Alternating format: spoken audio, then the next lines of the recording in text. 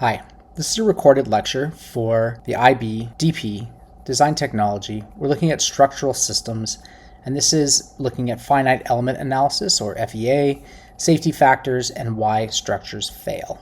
And this is HL content and design in theory. So finite element analysis is a digital model calculation and simulation of unknown factors in products using computer-aided design, or CAD systems. So examples could be stimulating the stresses within a welded car part. This isn't a welded car part. This is a metal rack that's made with steel square stock tubes, and we've subjected this to an FEA where 4,000 newtons, or the equivalent of roughly 400 kilograms, has been added as a mass or force on the top of this. And we can look at things like the safety factors. So you can see that this is mostly above target, a little bit in range, nothing below target. So that's going to give me some understanding about whether this material could handle the stresses that are being put on it. When we talk about safety factors are a ratio of how much load a structure can bear compared to its normal expected load. Now, FOS here means factor of safety. So it's the same thing as safety factor. It's just, it's been reversed. So don't stress about that.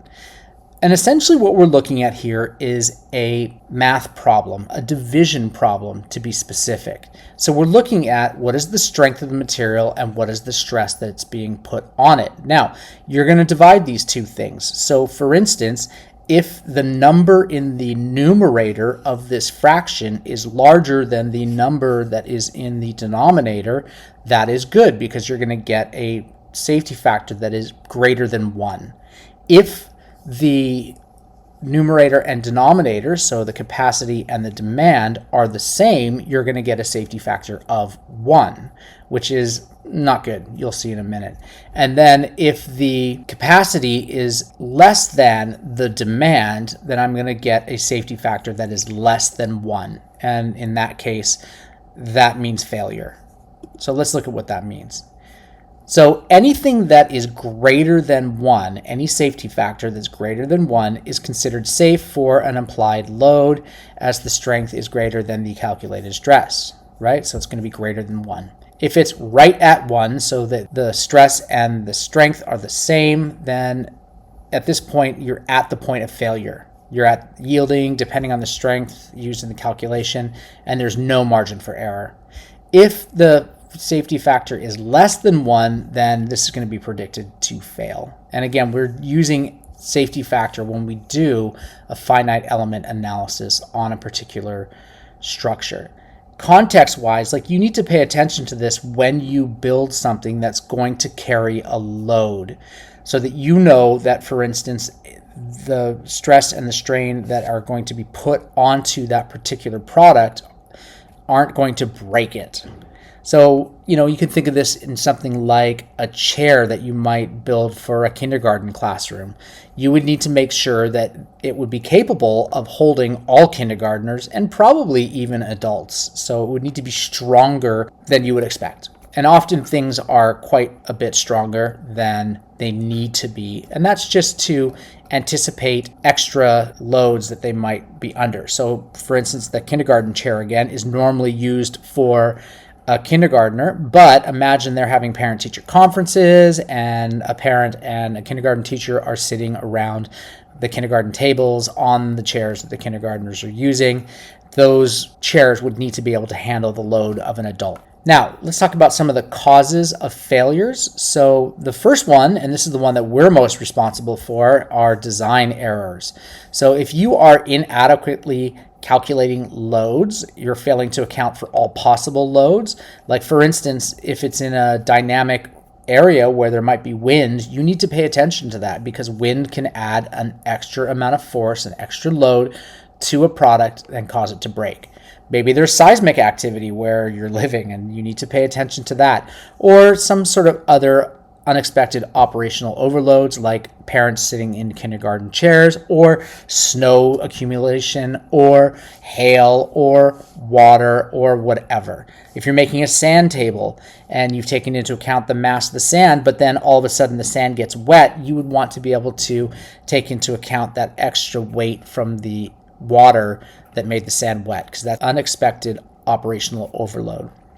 You might choose incorrect material specifications, so choosing a material with insufficient strength, stiffness, or inappropriate properties. So for instance, you might choose a brittle material where you need something that's more ductile. You might have geometric flaws. Any place where there's things like sharp corners or holes, these are areas where things tend to break because there's a weakness in the material at that point. And this is where FEAs are crucial. Another cause of structural failure might be construction manufacturing errors or the build. So you might have poor workmanship, so somebody's not welding something, somebody's not properly fastening something, or they've used too little concrete on something.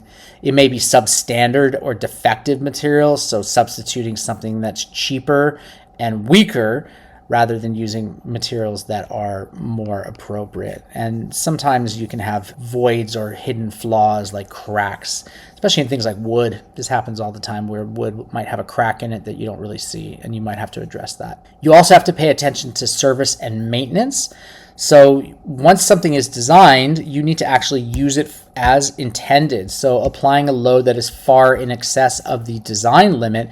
An example of this might be like too many people on a balcony. There's all kinds of videos of like docks failing because too many people are out on them.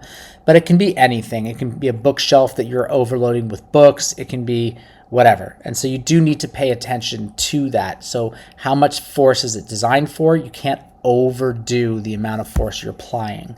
And there's also deterioration, right? So things like corrosion, like rusting steel, or fatigue or creep might affect a structure and cause them to fail. Here's some common modes of structural failure. So for instance, you might have yielding or plastic deformation. So this is a material deforms permanently after the internal stress exceeds the yield strength. And so you have to go and review Young's modulus and remember that the yield strength, it's the point at which a material goes from elasticity to plasticity. So it's going to permanently deform when it's in the plastic zone, and that's at the yield strength. Parts don't necessarily snap, but it might permanently bend or stretch and be considered as a failure in its function. We might look at fracture or breaking. So parts crack or break completely because of internal stresses which exceed the ultimate tensile strength. This can be ductile, and that can be visible deformation, or brittle, and this can be sudden without warning. So for instance, this is a brittle break right here where these have shattered or fractured along this line right here, these bricks and mortar. We can have buckling. Buckling is when a slender member, like a column or thin wall, deform because of compression. And this is where the structure loses stiffness and dramatically deforms sideways long before the material's strength limit has been reached. So you can see this is buckling right here, where it's bending sideways. Buckle, buckle, buckle, buckle. These are examples of buckling that you can see in different columns. This is compression, this is shear, this is a water tower that buckled.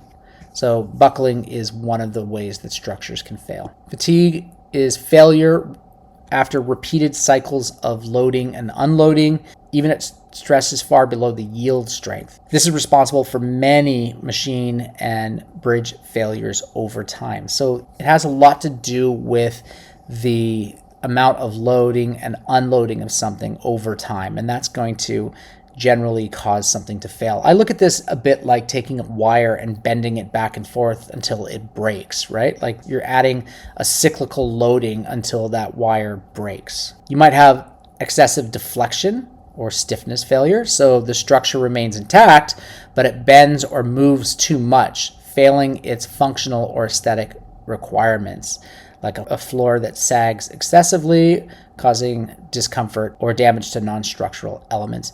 This isn't exactly the right image to show for this, but I kind of take it as, you know, these are things that are causing discomfort, they're damaging things, but, you know, they're also not really working in the aesthetic requirement. So these are towers that are tilted around the world. So, of course, most people know the Leaning Tower of Pisa, but, these things have excessive deflection, right? They're leaned to one side. All right, thank you for watching.